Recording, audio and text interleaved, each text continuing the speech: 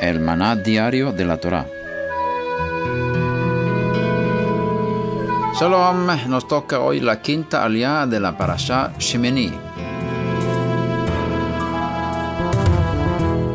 Está en Levítico 10 del 16 al 20.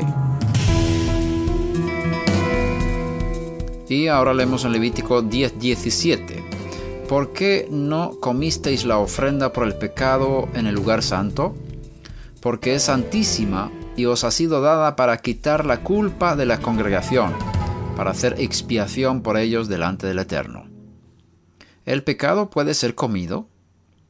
Los sacerdotes fueron instalados para ayudar al pueblo a vivir en una relación íntima con el Eterno.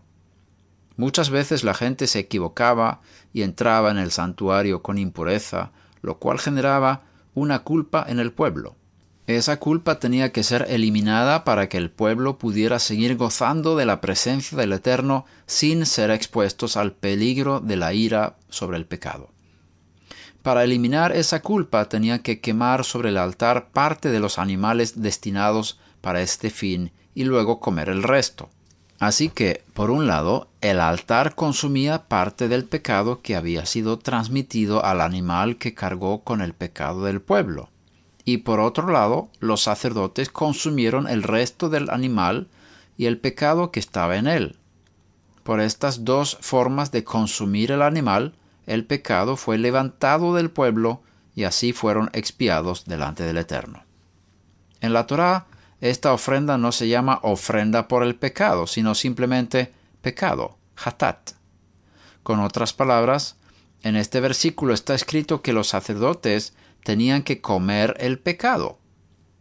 Como el pecado del pueblo había sido transmitido al animal por la imposición de las manos, el pecado estaba dentro del sacrificio y por eso el mismo sacrificio es llamado pecado. Así que cuando los sacerdotes comieron el sacrificio, el pecado entró en ellos. Y de esa manera el pecado fue descompuesto dentro de sus intestinos de manera natural y luego eliminado. Esto nos enseña que un sacerdote puede introducir en su cuerpo el pecado del pueblo en forma de carne.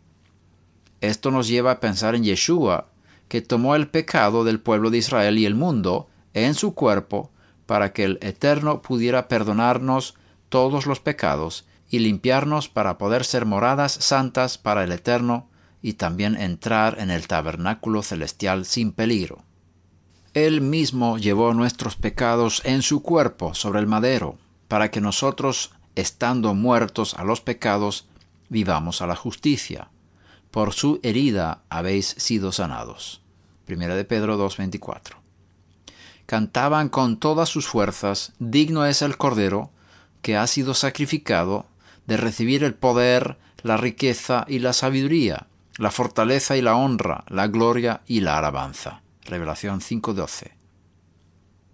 Bendito sea el Eterno por habernos dado a Yeshua como el sacerdote celestial, que llevó nuestros pecados en su cuerpo y los eliminó.